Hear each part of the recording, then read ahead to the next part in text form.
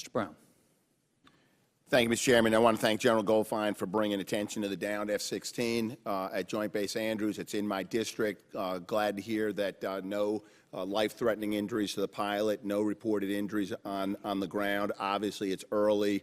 Investigation will reveal the cause, but I'm confident that with greater resources, we do reduce the number of aircraft incidents that are related to either human error training or maintenance. This is yet just another example of the need to continue to invest in readiness, modernization, and in the men and women that do the difficult work that we ask them to do. Look, I was on the USS Nimitz last weekend, and I looked at those sailors. Average age is 23. We ask them to do things that few Americans want to do today. It's dangerous. It's important. They're excited about it. Big majority of those sailors, first deployment and the first time that they were working with one another. But they're confident that they're going to be able to do the job that we asked them to do. And I said to them, and I wanted to reassure them, that Congress recognizes that we are a great nation because of the work that they do. We are the most prosperous nation in the world, not just economically, culturally, our democracy, our religious tolerance, because of the work that men and women in uniform do. So we owe it to them to invest in the work that they do. But we also owe it to the country to ensure that we continue to be prosperous by investing in good schools, safe neighborhoods, a clean environment, and healthcare. And there was no debate on that. And Admiral Byrne, who's doing a great job on the USS Nimitz and that strike group, he gets that as well. So you're doing a great job. I appreciate what you're doing. Here's my question, and it has to do with BRAC. Because as we're looking, for all different ways to resource what we need to do, to find the resources, the assets, the equity, the funding, here's my question. The Acting Assistant Secretary of Defense for Energy, Installations, and Environment testified about a few years ago that a future base realignment and closure round will cost about $6 billion to implement and will result in $6 billion in initial savings and then $2 billion per year. The Army and the Air Force in particular have been arguing that maintaining excess basing capacity diverts scarce resources from maintaining readiness and mission capability to maintain an unneeded infrastructure. If a new round were to be authorized, how would you reduce excess infrastructure and balance the force?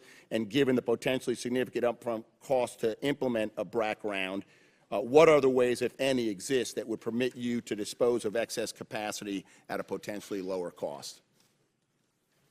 For the Army, we do have excess capacity to the tune of about $500 million to $1 billion that we would gladly try to shed if we could. And at the same time, we have failed and failing infrastructure out there, about 22%, 33,000 facilities across the entire Army throughout the world that are in really bad shape that need work.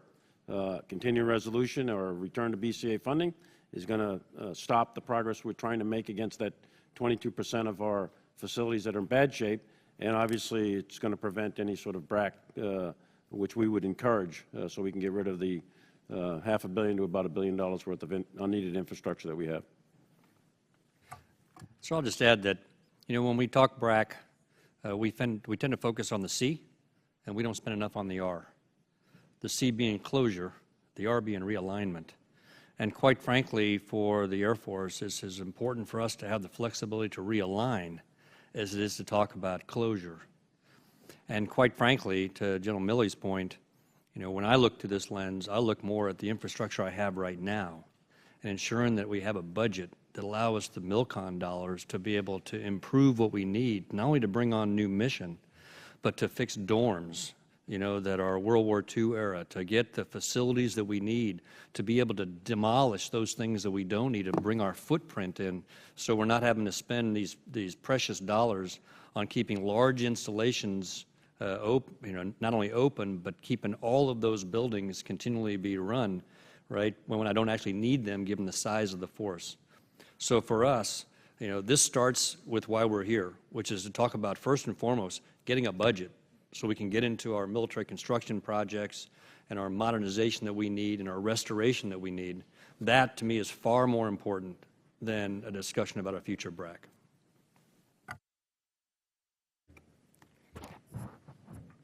Mr. Scott? Thank you, Mr. Chairman. General Goldfein, good to see you again. Most Americans would be surprised to learn that the average age of an aircraft in the Air Force today is 27 years old, and that some fleets, like the J-Stars, are nearly 50 years old. How would a year-long continuing resolution affect the Air Force's ability to recapitalize these 50-year-old J-Stars aircraft? Hey, sir, thank you. And you know, you're right, almost 50 years, about 48 years average that these J-Stars or aircraft are being used. And as the Air Component Commander deployed forward, working in CENTCOM, you know, we often talk about what we do with these aircraft relative to the ground fight, but I will tell you they're as equally important to the maritime domain and what we do for Admiral Richardson and his forces as well. So these are critical aircraft. Right now, a 5-month continuing resolution would delay the contract vehicle that we're working on right now, the risk reduction on the radar, to be able to move that forward. And it's not a linear. We don't just pick it up again because, again, back to industry. If we go back to industry, they're going to have to manage that workforce, and that workforce may walk. And so when we pick it up again, there's no telling what the long-term impact of delaying our ability to be able to recapitalize that critical weapon system. General, I'm also concerned about the loss of the weapon system when they go in for I mean, they're going to be overdue for major depot overhauls, and then they're not going to be in the air flying, and certainly seems to me better to put that money into new aircraft with new technology than to rebuild 50-year-old planes. Sir, that's what we're trying to do, and you made a point about the maintenance. Civilian workforce, who are the ones that tend to, who are at our depots, who keep these much older aircraft flying, are the ones that are impacted the most personnel-wise from a CR. And so you lose literally hundreds of man-hours of being able to get the depot maintenance on these older aircraft to keep them airborne. Yes, sir. And I hope that y'all will maintain that position that you do not want a CR. General Milley, congratulations on the pistol. Long overdue. You state in your that's the first time I've seen you laugh. Yeah. You state in your testimony that over 80% of the U.S. military forces in Iraq, Syria, and Afghanistan are U.S. Army soldiers. Building on what General Goldfein has stated today about the impact of the continuing resolution on the Air Force, how would the constraint on heavy lift and combat support aircraft impact your piece of the fight against ISIS? Well, frankly, the Army is dependent, and we're all dependent on each other, as General Neller said earlier. With respect to heavy lift, I mean, the Army can't get to the fight without the Navy or the Air Force. Just can't get there. Our people and equipment doesn't arrive at the point of decision without the transport capabilities of the Navy and the Air Force. So it would be significant if the Air Force doesn't have that kind of capability. So we're a big advocate. We in the Army are a huge advocate for the Navy, the Air Force, and the Marines who are on the ground with us. It's a joint fight. And I, as a soldier, I want the most unbelievable Air Force the world has ever known, because the soldier's best friend is when a fixed-wing Air Force pilot is showing up in his aircraft when we're in contact. And that's the first call we all make, is to the United States Air Force or Navy or Marines, whatever aircraft's flying around there, or an Army attack helicopter, to come to us to make sure it's an uneven fight on the ground. And so I want the best Navy, the best Air Force, the best Marine Corps as the Chief of Staff of the Army. It's a single joint fight. Could you reiterate the impact if we don't get the $5 billion for the urgent operational requirements for Iraq, Syria, and Afghanistan to counter ISIS and the additional intelligence, surveillance, and reconnaissance? Could you reiterate your points on the consequences to our deployed forces in those areas in our operational mission if the supplemental is not passed? Candidly, Congressman, I'd like to do that, but I'd like to do that in a classified session to talk about specific operational impacts. What I would say just here is it would be negative, and it would be unhelpful to the ongoing efforts. Well, gentlemen, I want to thank you all for your service, and I hope that you will continue to maintain the position of no CR. This has gone on way too long. Thank you, and God bless you. I yield back. Ms. Rosen. Thank you, Mr. Chairman, Ranking Member Smith, and I thank you all of you for your testimony today and being here, and we know how detrimental the continuing resolution is to everyone's ability to plan and prepare and do long-range strategic planning, not just in our military, but in every area of our nation that affects all of us in the country worldwide. But I want to ask General Goldfein a question. Of course, I represent Nevada's 3rd District. Nellis Air Force Base is just a few miles outside my district. And of course, it is one of our main combat training exercises, the red flag right there. Very important to us, very important to you. And so we're designed to provide our pilots with their first 10 combat missions prior to actually flying in combat there. So is red flag going to be included in the stand down under a continuing resolution this time? Yes, ma'am. I think what you've already heard from us is that one of the first things that will go as we look at where we have to go for the money, like for the Air Force, where do I find $2.8 billion? One of the first places I have to go is to cancel exercises. So I've got airmen right now that are actually scheduled to deploy, that are scheduled to come to Nellis to do their first 10 combat missions in that unmatched training environment that will not go do that training. They're still going to deploy. We don't stop the deployment because that's what the nation calls on us to do. We just go less ready. So we're all going to end up canceling rotations at National Training Center, at Fallon, at Camp Lejeune, and clearly at Nellis. So you'd say the impact of a continuing resolution impacts human lives, obviously the lives of our soldiers and will impact the lives of their families because we're not able to pass a budget. Ma'am, I'll share a very personal story. So, Captain Goldfein, day 1, Desert Storm, never been into combat. We had one guy in the whole formation that had been into combat in Vietnam, and we all went across the line. And I remember the first time I heard AAA, anti-aircraft, right 2 o'clock, Right. and we all looked. And then I remember hearing the, SA-2 left 10 o'clock, and we all saw our first surface-to-air missile. And then I remember hearing splashed MiG-29, and I was in the formation. I saw a MiG-29 hit the ground. And I remember that moment in my cockpit. And I remember the confidence that came over my cockpit because I realized I've seen this before. I've heard these radio calls. I've actually seen Smoky Sam simulators simulating AAA and surface-to-air missiles. I've never seen an airplane hit the ground before, right. But I've heard this. I've been in this environment before, and you can't imagine the confidence that came over my cockpit. And all of those who were flying that day that said, "We've been here, we can do this mission," and we went in and we crushed it. So what Nellis provides is confidence in the air and confidence under fire, and so it concerns me that we're not going to give that training to our young men and women. Well, I think we know that from everything we do. The more training you have, the more muscle memory you have, the better able you are to execute your job, no matter what it is. Ma'am, if I could also just pile on, there's a great responsibility we have to do things different and better as well. We can't just keep doing the same things for the same cost and expect to be effective. Right. And Nellis and Fallon and our training ranges, that is where that development is done. That is where we experiment. That is where we learn the new ways to fight, more effective ways to fight, more efficient ways to fight. And so it's not just going on and doing sets and reps. This is learning how to fight in the future. It's extremely important. Well, I thank you for your service, and I, for one, don't want to send one more service member into battle unprepared. Thank you. Dr. Winstrup. Thank you, Mr. Chairman. Thank you, gentlemen, for being with us today.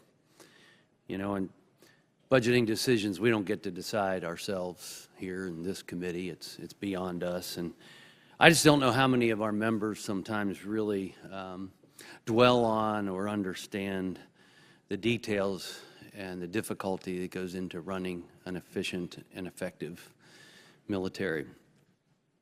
And when we're in this discussion today, it's probably the most grave I've heard since I've been here, and rightfully so. And I know that each of you look at your troops as part of your family. And that's what makes this even tougher. You think the environment that you're being asked to be put in and your family members being asked to be put in. We've touched a little bit about what happens to those next to deploy. They may deploy, but they're not going to be as ready as they should be. And I'm also would like to hear from you, if we could, on the consequences of those that are currently deployed in Iraq, Syria, Afghanistan. And what's going through your mind if we find ourselves in the situation that may happen, which we do not want? And I'll start with you, General Neller. As we've all said, we'll make trades. I mean, I think we're pretty flexible. We're all in learning organizations, and as much as we don't like the fiscal situation we've been in, you know, we're mission-oriented and we figured it out. But I think at this point, what you're seeing is those that are forward deployed have got the best gear, they got the best part support, they got the best training we can give them. The next one's out the door then, and it goes down from there.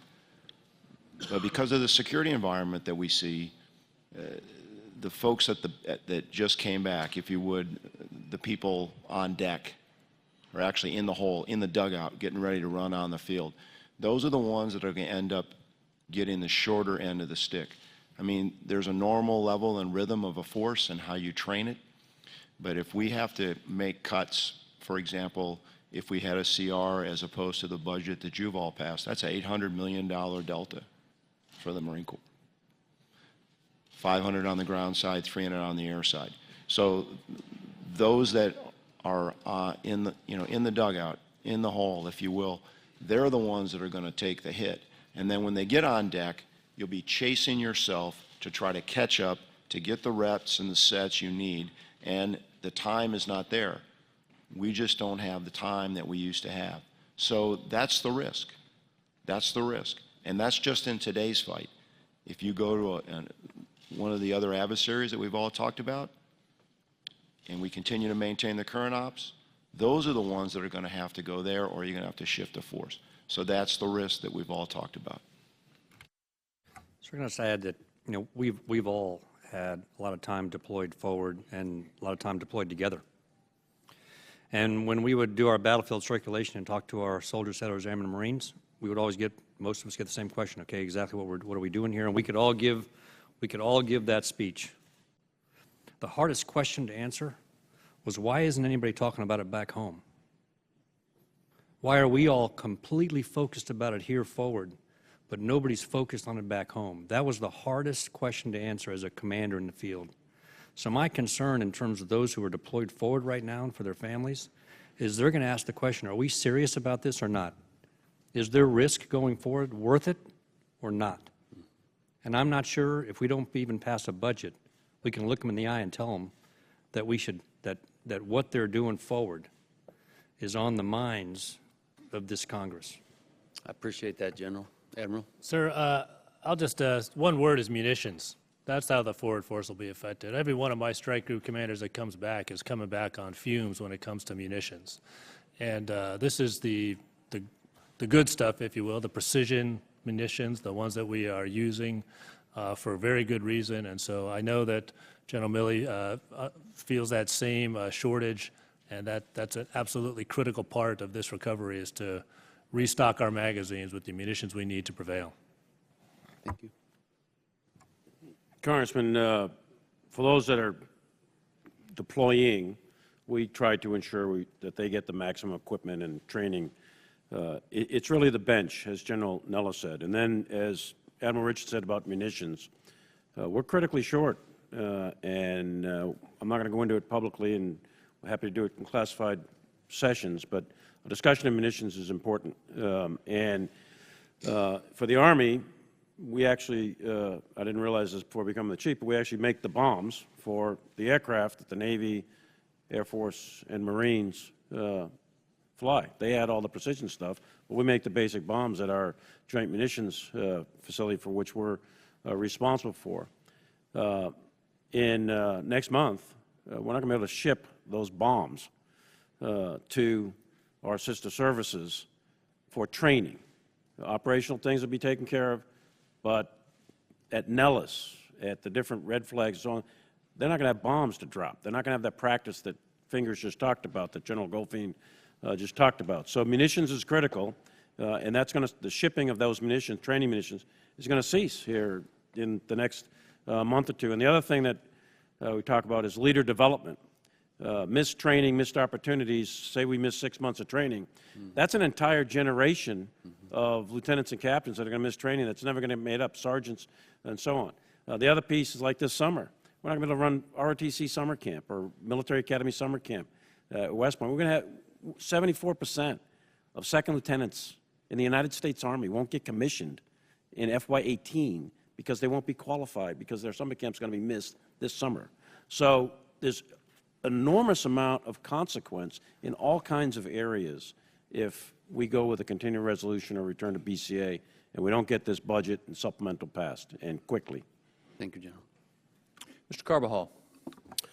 Thank you, Chairman Thornberry and Ranking Member Smith, and thank you all for coming and addressing us today, and thank you for your service.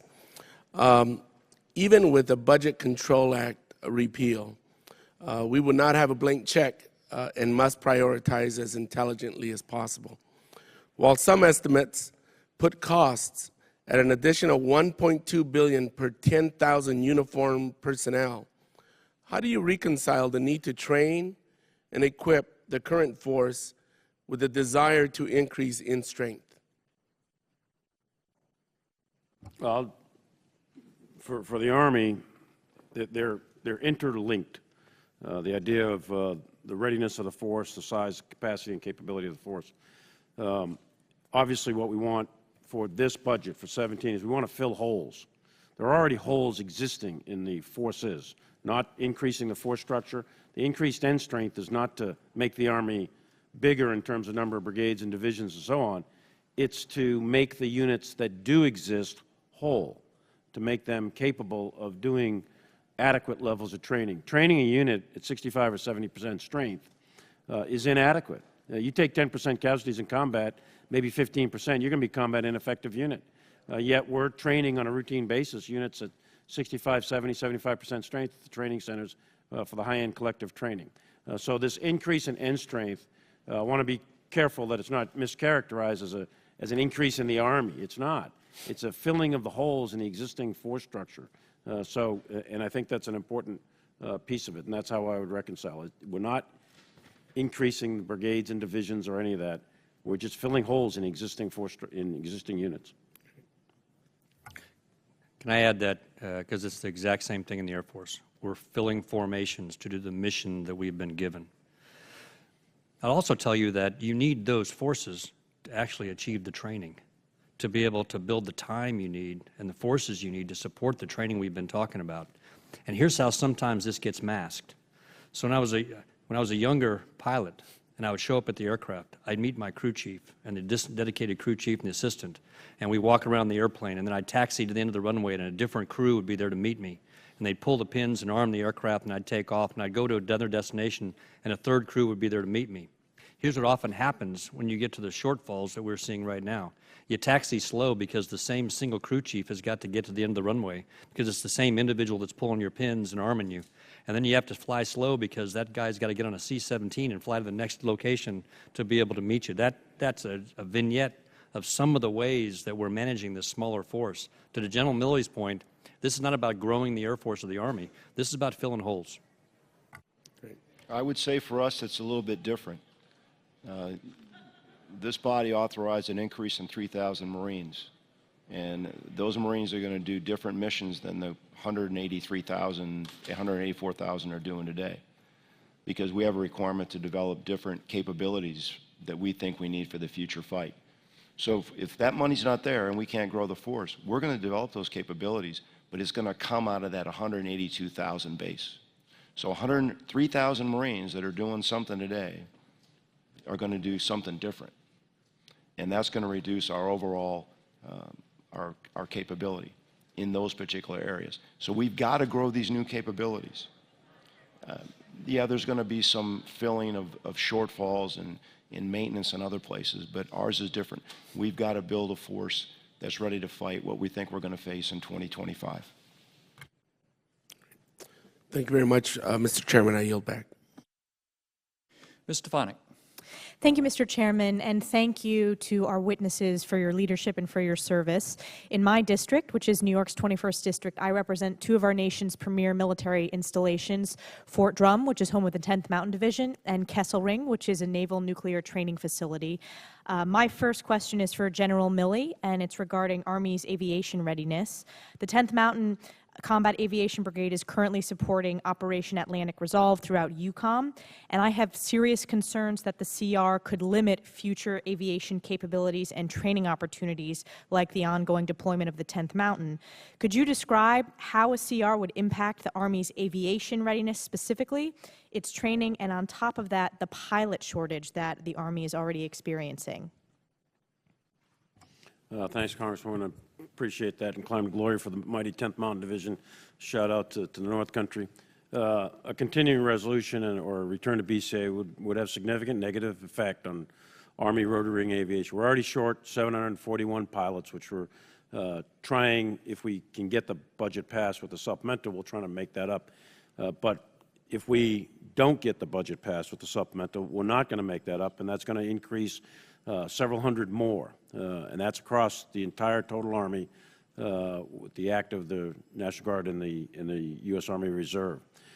For the National Guard specifically, there's about 1,300 pilot seats available in a given year, or that won't be available in the following year as a result of a continuing resolution.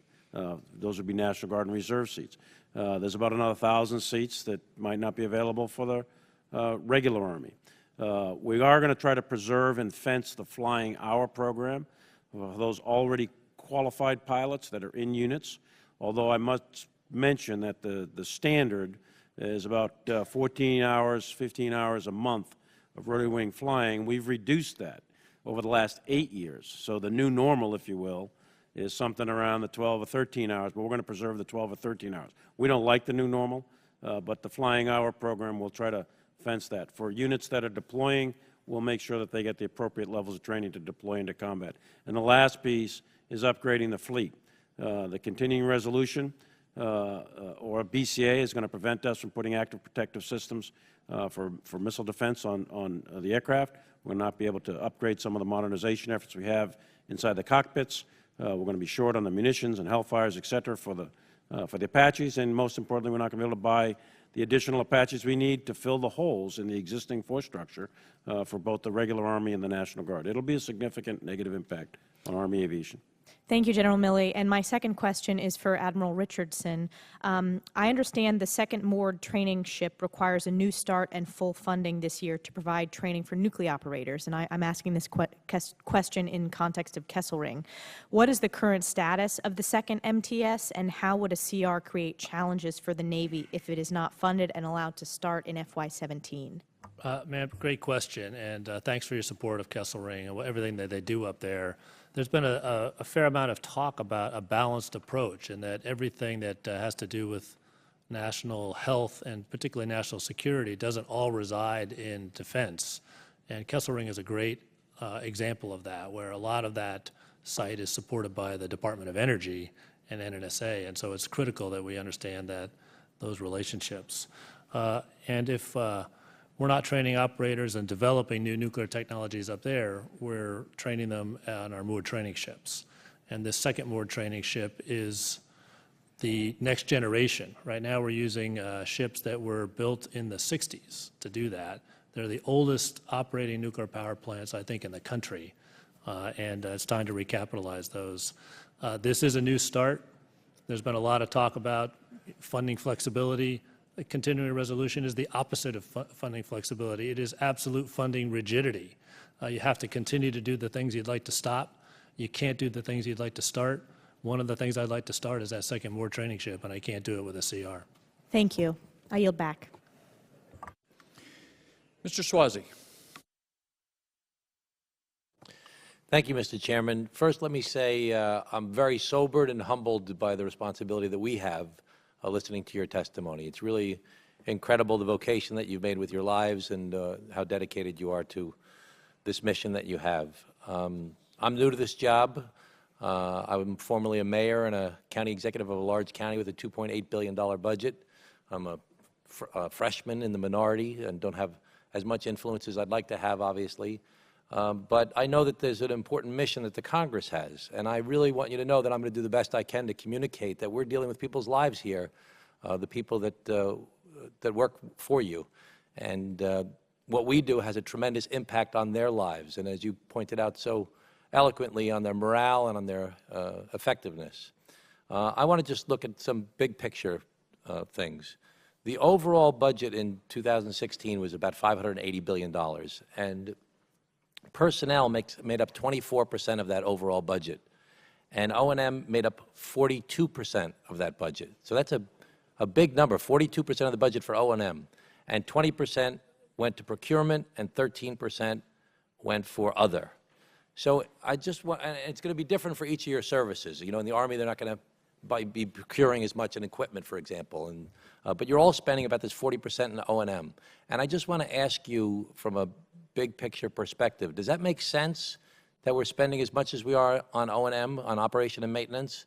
Or should that be something over time that we're trying to change? So go ahead. Well, we're a little bit different. I mean, our people accounts about 65% of our budget. At least the Green Marine Corps budget is about 65%. Our O&M, probably about 15%. Our acquisition and the facilities make up the rest. Now, a lot of your equipment is in the Navy, though, right? They have Our aviation is naval aviation, but all our ground equipment is we own our ground equipment. Okay. So, you know, we're a small percentage of the overall force, but most of our cost is people. So I take your point, but if we have people costs, or we have to increase the size of the force, or the force gets more senior, or their pay raise that is voted upon, then those bills, or we have to make those trades, and the trades are in those other areas, in operations and maintenance, in procurement modernization, or in facilities. And so then you start to build up a deficit in those areas. And you've got a force that's what a hollow force is. It's a large force. So there's trades. We can reduce the size of the force. We can reduce acquisition. So those are the puts and takes that always go on as we manage the budget. But we're probably not a good example of what you're looking at as far as a large amount of O&M. Thank you. Sir, there's actually no mystery for an Air Force. Older aircraft are more expensive to fly, period. And so what happens with us is you get an average aircraft age of 27 years. And when I go out and talk to airmen, you know, every once in a while I'll find somebody who's been driving a 27-year-old car. Not many. But when you find somebody like that, one of the things they know is they know that that company stopped building parts for that car 11 years after. Yeah. So when you're 27 years old, right, there was a Fox News special that maybe you saw that had B-1 maintainers that were actually cruising museums to find parts to keep those B-1s flying. That's what it takes to keep older aircraft flying. So when you look at our O&M costs going up, it's because that's a direct result of aircraft age.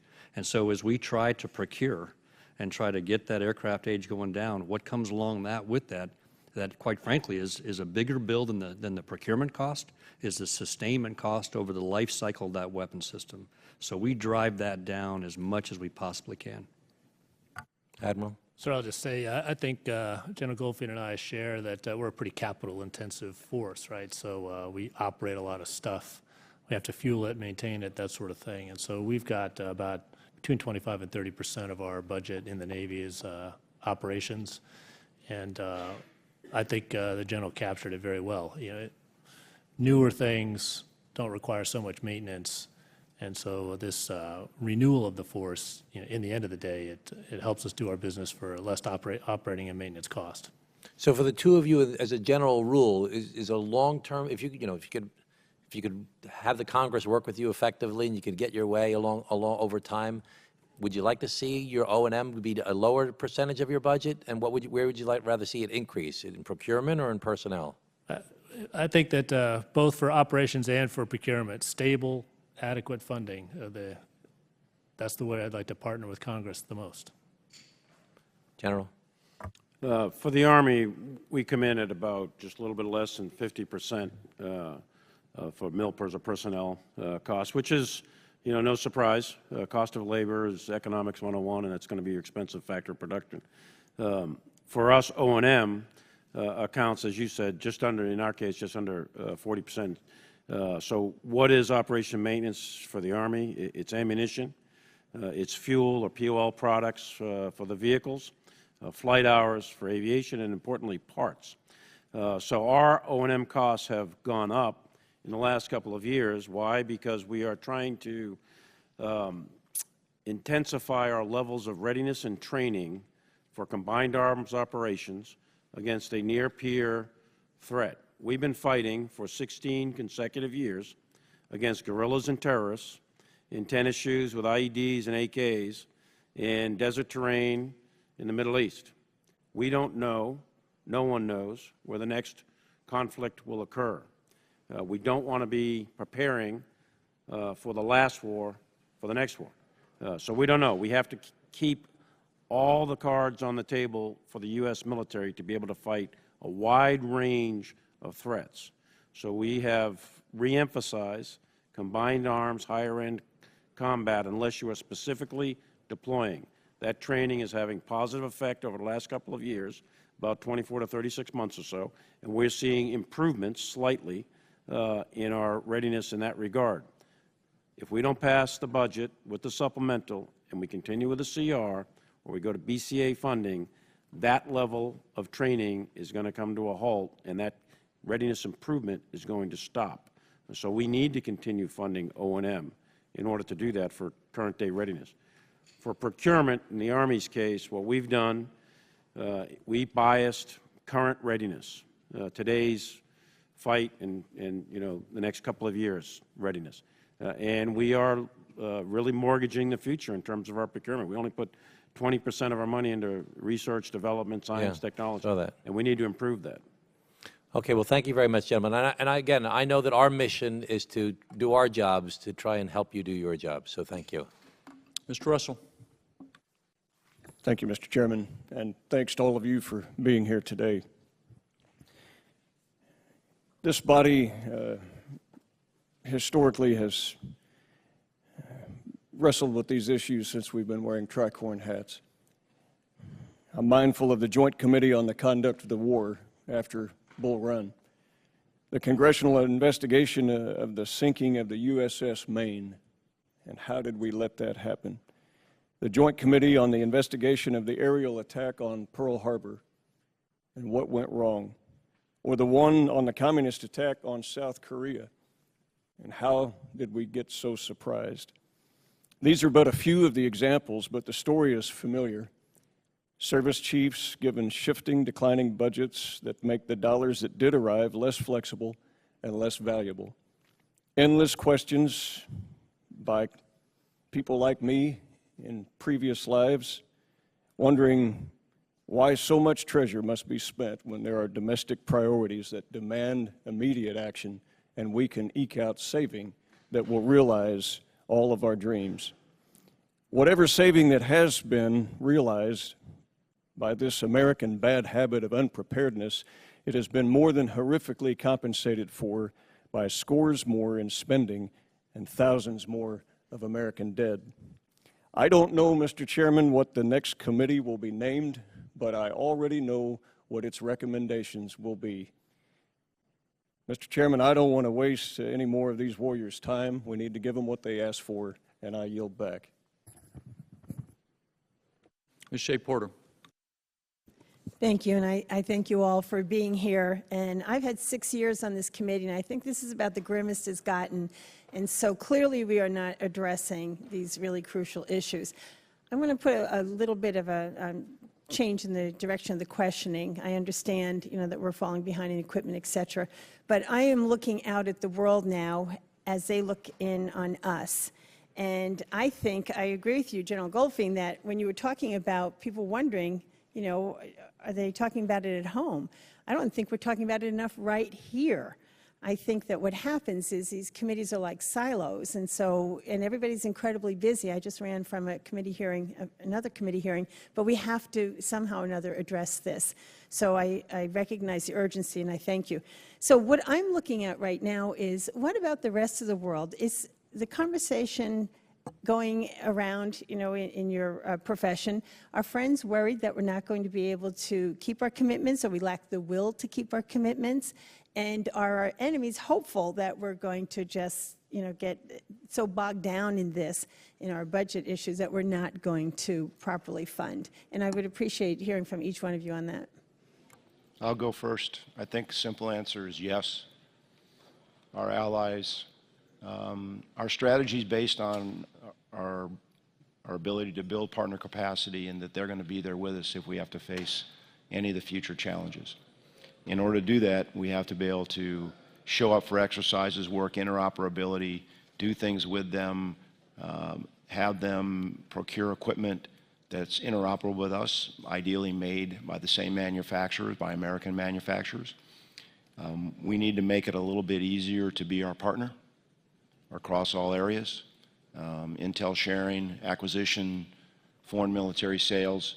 But I think they look to us, and they've looked to us since the end of World War II, when this world was created, where the United States was the guarantor of peace and stability in the world. And whether it be NATO or ASEAN or any other security apparatus of the United Nations, they look to the United States. And so it's important that we as military members go out there in the profession of arms, not as Department of State or Ministry of Foreign Affairs. We maintain these relationships, and that we have to be able to go to our partners and say, we're going to be there for you, and then they can pass that back on to their political leaders, because we occupy a very interesting space out there in the international world. Thank you. Ma'am, you know, technology changes over time, but the fundamentals of deterrence, I would argue, have not changed. It's capability times will. And the times is important, because if either side of those is zero, it equals zero. And so what I'll tell you is that we have the luxury, not only as Joint Chiefs, but throughout our career, of having developed relationships of trust and confidence with our counterparts around the world. And I can't tell you how important those relationships are. We call them mill to mill, or military to military. I think we could all give you examples of where sometimes diplomatically we may not have had agreements with country or country, but our relationships with fellow airmen, soldiers, sailors, Marines are vital. And so we keep those along. And very often, to what General Neller is talking about, our commitment that brings that capability and brings that will is through the relationships that we build. You know, this is one of those questions where it would be inappropriate to do a big, broad brush over, you know, general concerns, because the reality is it's a bit mixed bag as you go around the world. But I can just tell you that we are committed to making sure that we keep those relationships alive and well. Thank you. Man, thanks for a great question. I would say that, and I appreciate you looking around the world and directing our attention there as well. You know, in the very short term, we're in a very unstable environment right now. There's a lot of governments coming into place, elections. The world is shifting in many ways, including our administration as you know, they settle in, we settle in. And in times of great uncertainty, there are also is the opportunity, I think, for a great miscalculation. And so it's even more important in my mind that during these times of uncertainty, we minimize that possibility of miscalculation by making sure we operate from a position of strength. And this strength will assure our allies that we will be there and not contribute to that uncertainty, not contribute to that instability. And it will also deter our enemies, so that even through the period of transition, they will wake up every morning and say, not today. This is not today to start something. And so in the very near term, and then I would say on a long term, and we can have a different conversation through the 2020s, we've got to ensure that we operate from a position of strength for assurance and deterrence. Right, and I'll add to that this committee knows our responsibility, and we are active in seeking the answers and recognizing that we have got to properly fund if we want you to do what we need you to do. So thank you. I would echo my teammates here. Assuring allies is critical, and we do that through presence, exercises, exchanges. Interoperability is important to readiness and capability overall with our allies. The United States has a great set of allies and partners and friends around the world. I believe that is still strong. but we have to continue to make it strong. And virtual presence is actual absence. So we need to be there with them in the air, on the sea, and on the ground. And that will help reassure and stabilize various situations around the world. With respect to adversaries or enemies, you know, fingers hit it on the head. It's capability plus will. The capability has to be real, it has to be seen, it has to be demonstrated, it has to be sensed, and your opponent needs to know that you have the will to use it. If you do that, then you'll have peace through strength, because you will definitely deter any rational actor on the other side. Thank you. Thank you, Chairman, for the extra time. I yield back. Dr. Abraham. Thank you, Mr. Chairman. Thank you, gentlemen, for being here. As vitally critical as our schools, our infrastructure, and certainly cures for cancer are, I'm a physician and have certainly lost my, unfortunately, share of good people to that horrific disease. As important as all those are, I think we're all smart enough to understand that that makes no difference if we don't have a country and national security. So certainly I want to give you what you asked to protect our country. And General Milley, when you reminded us that our men and women in uniform unfortunately have to still rely on food stamps to feed their family, that's both a moral and ethical tragedy that I hope makes everyone angry, and we need to fix that problem. General Goldfein, I want to thank you for, I'm a mission pilot for the Civil Air Patrol, the Air Force Auxiliary, and I fly for the Green Flag program, which you had the foresight to actually start, which has been a phenomenal success, giving real-time training to our men and women on the ground. Last week we heard from the vice chiefs. We were talking about the pilot shortage that you have referenced already, and the intellectual property and the institutional knowledge that these pilots, you said it takes at least 10 years to train that great pilot, and that's certainly true, that with this CR, retaining that pilot with what the airlines are now offering on the civilian side is almost an impossible task. My question is, what other areas of the DoD do any of you see where we're losing this intellectual property, this institutional knowledge because of this CR? And I'll start with you, General Goldfein. Yes, sir. You know, the reality of the pilot shortage is it's actually not a military problem. It's a national challenge that we have all got to face. And, Chairman, this is something that I think we need to work together, because here's the basics. We in the United States Air Force produce about 1,200 pilots per year. The airlines, based on their projections, need 4,500 every year for the next decade. We're not going to buy our way out of that challenge. This is a supply-demand mismatch nationally to be able to produce the pilots we need to service the commercial, the business, the private, and the military aviation needs of the nation. So first and foremost, we have to have a national approach to this that looks at what are the incentives we can put in place to increase the supply going up for the pilots that we need to service all of these bins. And then what we need to do across the military, I would offer, is to approach it from a combination of quality of life and quality of service. Quality of life we tend to focus on, which is the financial piece and taking that financial burden off of a family, and that's important. But I would argue that quality of service is equally, if not more important.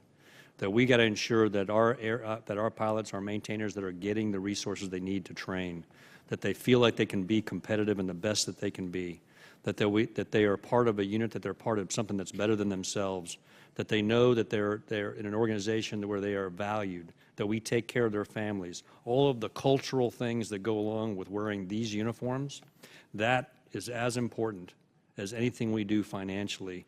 And I would just offer that this is something we have to work together because it's a national crisis. Admiral. So I'll just add on, other areas that are under stress just from this competition for people that I described earlier. Certainly pilots, as we've mentioned, our cyber forces are very much under stress. Our nuclear trained sailors are under stress. And our special forces have been extremely busy in this war, and they are also under stress. I'll tell you, just as we've said, none of these, we can't compete in money. Right? And you know what? They didn't join for money. Right. I mean, we need to give them adequate resources to live, and I think with this bill and supplemental, we'll be meeting that responsibility. But these folks, they joined to sail and fly and operate at the high end, become the most lethal force on the earth to protect and defend the Constitution of the United States. And that's all we have to do is keep that covenant with them, and they'll keep coming. If they start to doubt that, they're going to go to where the money is. Thank you. I'll yield back, Mr. Chairman. Mr. Banks. Thank you, Mr. Chairman. Thank you, gentlemen, for being here and for your service. I'm rather unique on the committee. I don't serve a district that has an active duty military base. However, in my district in Northeast Indiana, we are the proud home of Indiana's Air National Guard 122nd Fighter Wing.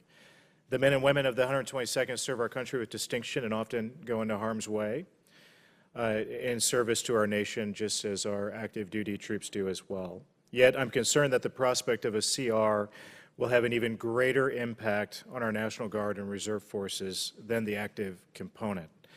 General Goldfein, while I'm dismayed at the prospect of yet another CR, can we have some sort of commitment from you, or what kind of commitment can you make on behalf of your branch that a continuing resolution will not have a disproportionate impact on our National Guard or Reserve forces? Sir, I can tell you this. I can't do the mission without the Air National Guard, period.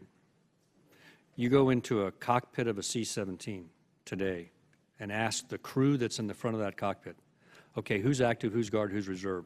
I can't tell you the number of times that I've flown in C-17s and all three hands go up. You actually can't tell us apart. So we, first and foremost, we can't do the mission without the Air National Guard. So my commitment to you is that this is one Air Force, and I'm their chief. And so I'm going to make sure that the Air National Guard has everything it needs commensurate with the force, because we're one Air Force to accomplish the mission we're given. I appreciate that strong statement and commitment. Another frequent concern that I hear related to the supply chain and spares account that are required to keep our A-10s flying is related to the suppliers that are no longer in the A-10 business. So can you speak a little bit to how the continuing resolution would affect or impact the supply chain of the A-10 specifically? So it's not so much it'll have that much impact on the supply chain. It'll have more of an impact in terms of our ability to take those A-10s and put them in depot maintenance, because that depot maintenance line will stop. And it will stop because the civilian hiring freeze and a combination of other things. I'm going to have to figure out how to get we are each going to have to figure out how to pay the bill. Okay, so for the Air Force, it's $2.8 billion. To find $2.8 billion, one of the things I'm going to have to do is stop a lot of depot maintenance lines, and the A-10 will be directly affected. And it's not linear, meaning at the end of that time frame, when we get appropriation, it's not like you just start the line back up immediately, because all those workers that have left, we haven't been able to hire their backfill, and they've lost their qualifications. And so there's going to be a spin-up time at the end when we get an appropriation to get those lines back up and running. So what you have in the middle is a number of aircraft, oh, by the way, the aircraft that have been flying in the fight are coming due for their maintenance. And so it continues that backlog over time, and what you end up doing is grounding aircraft. And so while I could buy all the parts in the world, if I chose to be able to do that within my flexibility, those parts will sit on the shelf because I don't have the workforce. I need to put those parts in the airplane. I appreciate the insight. I yield back. Ms. McSally. Thank you, Mr. Chairman. Thank you, gentlemen, for your testimony and your service and your leadership and your candor about the impact on the men and women in uniform who are putting their lives on the line to protect our freedoms. And I really appreciate it, and I hope there's a lot of people out there listening, and there'll be a lot of stories about what you've said today. Admiral Richardson, I want to start off with a story that troubled me about 100 pilots that are essentially refusing to fly. Having been a pilot myself, to get to the point where you don't trust your equipment and you think your life and your student's life is in danger is pretty severe. And now some of that is because of the aging fleet and the resource implications that have been discussed today, but it sounds like some of it is also a leadership issue. So can you please comment on what the Navy is doing to address this issue? That's going to be impacting, obviously, our readiness, our pipeline, morale, and the lives of the men and women. Certainly, thank you for the question. And as has been said before, this is the top safety priority for naval aviation.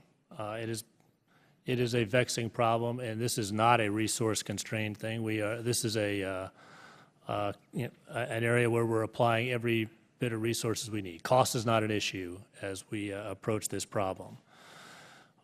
It, as you said, is directly related to crew safety, and it has got the full attention of all leadership in the naval aviation enterprise. You're aware that that's some of the quotes by instructors, that's not how they felt, right? Right. Well, so let me just continue my answer. Yep. To address this, we've established a dedicated team, and I'm going to take a little bit of time to step through it because it's complicated. And that team will stay on this from a technical standpoint until it's fixed. But as I said, it's a complex problem, and it requires a multidimensional solution. First and foremost is the human dimension, and communication is a big part of that. And so when we heard about the concerns of our instructor pilots in our training wings, we sent a team down there to make sure that we fully understood their concerns and they fully understood what we were doing. I think what we had there more than anything else was a breakdown in communication. And those teams are on site now. They're working through each of the training wings, and they're resolving their differences in perspective and differences in communication. And so in addition, from the human perspective, the crew and their awareness is going to be the most important thing towards minimizing risk here. And so we've improved training to make sure they recognize the symptoms of hypoxia and related effects. We've improved their training on emergency procedures. That includes training in simulators where they actually feel those effects and go through those procedures. And as I said, we're making sure that we're listening and they all feel like they can be talking to leadership so we understand where their anxiety and concerns are. It's a constant effort. I appreciate it. I'd like to follow up more with you maybe after the hearing. I appreciate and would like to stay in touch on the impacts on this. I'll make sure we do that. Thank you. I appreciate it. General Goldfein, you've eloquently expressed the challenges of a CR and how it's going to impact flying operations, saying squadrons will be grounded in June. I don't know if everybody who's listening fully understands what that means. So even to just localize it for Davis-Monthan. So the Bulldogs that I commanded are over schwacking bad guys right now. When they come home in the summer, they're going to be grounded. Like no flying, no upgrades, no training. They're done, right? So, ma'am, what I will tell you is that if you don't have a unit on your base that is either that's directly preparing to go into conflict, you will have the equivalent of a no-fly zone over your base. Yeah, this is unprecedented. I know it happened for a little while, a few years ago, but this is unprecedented in the impact it's going to have. They need to be ready to go anywhere in the world on 24 hours notice, as you know. Similarly, the EC-130s, their only capability in the world, and the cross-decking, the training and everything, same thing, right? They're done. Yes, ma'am. And so Congress gave us acquisition authorities and told us to use those authorities to speed up acquisition. There's no better example than Compass Call. Electronic warfare asset in high demand in this fight, and it's going to be a central asset in any fight. So we took those authorities and we looked at how could we rapidly take the exact same equipment that's on the current EC-130 and cross-deck it. But with a CR, it stops. It stops. Okay.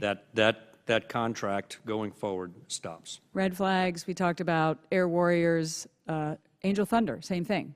Those that are going to deploy to rescue Americans in harm's way, their training's done as well. No, ma'am. Be very clear. Yeah. There will be no degradation to folks that we are preparing to go into the fight. That's, okay, I hear you. But trained as you know, that's just-in-time training. But the cumulative effect of missing out training throughout the year does have a degradation. Is that fair? Absolutely. And we've got 1,000 fighter pilots short, and you're grounding pilots, and we're expecting them to stay. That's insane. You agree? Yes, ma'am. All right, thank you. I yield back. Thanks. Mr. Hunter. Thank you, Mr. Chairman. Gentlemen, great to see you. I guess let me ask, my first question is, how do you mitigate the risk of not fighting? And let me give an example. Haven't had a naval battle in a long time. I mean, ships shooting at ships with cannons, right? We haven't had air-to-air combat in quite a long time. Places we're at right now, we have air superiority. We know how to set up FOBs. We know how to do life support. We're the best expeditionary military since the Romans. I mean, it's amazing what all of you do and what our services can do. How do you mitigate the risk of atrophy when it comes to facing peer competitor countries? And I'm looking for one word. Training. Training. That's it. All right, That's that's all my about. question. So it's training. Follow on Ms. McSally, it's not just airplanes that are shutting down training in July. The entire Army's training is shutting down, except those guys that are deploying. I'm Navy. sure it's the same thing in the Navy and the Marines as well. It's across the board, and training is the answer. That's how you mitigate it. How does training get slammed by the CR? It stops. It stops, right? Right. You know, what happened? But the units. That's what the op-tempo. What happens is the op-tempo money, the gas, the parts, the ammunition, that ceases. And so people still get paid, but there's no training going on. So what ends up happening is if called upon, this is for the bench now, if called upon for some unknown contingency that no one can predict right this moment, but if it happens, people are going to be going out the door with equipment that is less than optimally maintained, units that are not properly trained, and we're going to be putting young men and women into harm's way that are not ready for that level of combat. That's what's going to happen with the lack of training. Sir, I would just add that this is also, there's a lot of that contained in that supplemental. That's right. And so it is the combination of both that we need favorable attention to, not only the FY17 budget, but there's a lot of training, operating money in that supplemental. And I think you both probably have the same answer. Mr. Chairman, I just want to thank you for your leadership on this. You came out very publicly and said you're not going to vote for a defense, for a CR that is for defense. I just want to say thanks for your leadership on this. We're behind you. Thank you, gentlemen. I yield back the balance of my time. Thank you. Ms. Cheney. Thank you, Mr. Chairman, and I'd like to start by thanking all of you very much for your service, for being here today. Associate myself also with the comments of Mr. Hunter and the Chairman. I will not support a CR either in terms of the damage that it will do to the Defense Department. We are engaged, as you all know, in a whole range of crucial issues here on the Hill, issues that affect the nation domestically, health care, tax reform. I would argue that none of those is as important as this issue we face today, and if we get this wrong, none of those matter either. That we're in a situation today, as you've all laid out during this hearing, that we've got to make sure that not only do we fill the gaps, but that we begin to rebuild our superiority. And in that regard, General Keane testified last year about the extent to which we're running the risk now of not prevailing in a fight in some circumstances. And I'd like to ask each of you to talk about the shortfalls that we face, which you've detailed very effectively today, but talk about it in the context of the overall threat. And as we see our own capabilities decline, in too many instances, it seems to me, we've seen the capabilities of our adversaries increasing and advancing. And so whether we're talking about ISIS, North Korea, China, Russia, Iran, if you could just talk for a little bit about the extent to which our declining capabilities have just created a gap, which may be a gap of historic proportions in terms of where our adversaries are. General Neller, I'll start with you. I think we've all watched this over the last 5 to 6 years as we've been continuing to evolve in the daily grind of the counterterrorism fight. We've seen the growth of the capabilities of the Chinese, the Russians, the Iranians, the North Koreans. And what on the countering to that is our up tempo has stayed high because of what's gone on fiscally, our ability to modernize and start to train to face that type of a threat and develop the capabilities through equipment and training and leverage technology.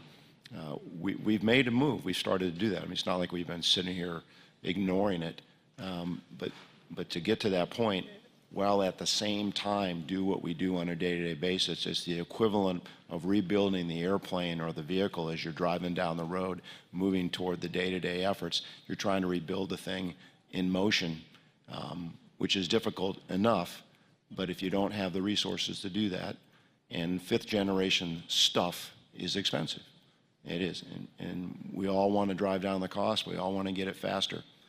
But to do that, we need to have adequate resourcing, and it's got to be stable. We're not going to get a good price point on any of this stuff if we can't tell the vendor, okay, we're in for 3, 4, 5, 6 years, because we know we can buy 5 for the price of 3.5 or whatever it is if we can get the money to get the long-term contract. So that's the dilemma we face.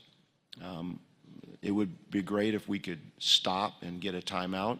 People have talked about the interwar period. We have had no interwar period. We've been since 9/11 at war, and I don't see there being an interwar period, which makes it difficult, but it also makes it necessary that the resources are there to maintain the current fight, but to build up the capability for the fight that we hope doesn't come.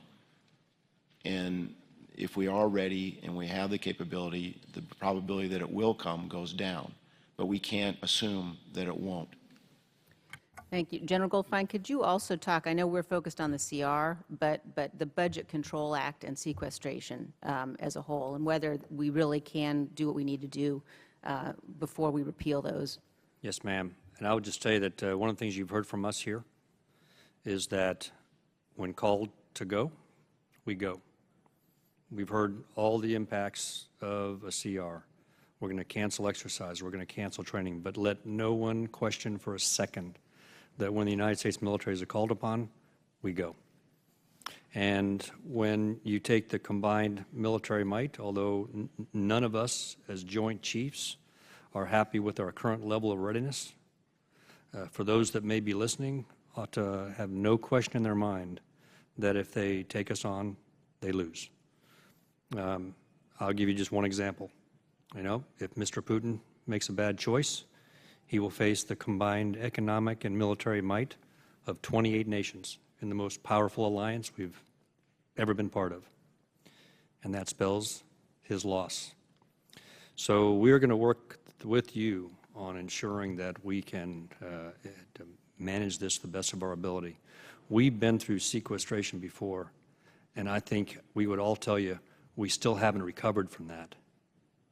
And one of the worst things we did during that entire period when we shut down the government was we broke faith with our civilian workforce, and especially our young civilian workforce that don't have the luxury of 4 to 5 months of pay, in the bank that can cover them while they're out of work. And we had so many civilian workers, young civilian workers, that left the government service because they couldn't pay the bills. Or those that didn't pay the bills then had security challenge issues, because one of the things we look at are their financial reports. And they left government service, talented young men and women, and never came back. We can't go through that again. My time's expired. Thank you very much. Appreciate it. I yield back. Thank you all for your time, your testimony, and your service. You know, the earlier conversation General Milley had, Mr. Russell referenced to some historical parallels, reminds me that tomorrow, April 6th, is the 100th anniversary of our entry into World War I. You know, we tend to think about World War II and Patton's dash across Europe, Iwo Jima, those incredible battles. But the thing about World War I is nobody ever thought it would happen. They all traded with each other. The rulers were related to one another. And they thought they could outbluff each other, that there might be a skirmish, and yet a whole generation of European men were wiped out in World War I. It just, I think, should be a sober reminder to all of us about the stakes of what we're talking about here. They are incredibly high. And I appreciate y'all's testimony. As you've heard many times, I think it's been sobering. The bottom line is we have to do better than CRs, than not passing a supplemental, than sequestration. We have to do better than that. Hearing stands adjourned.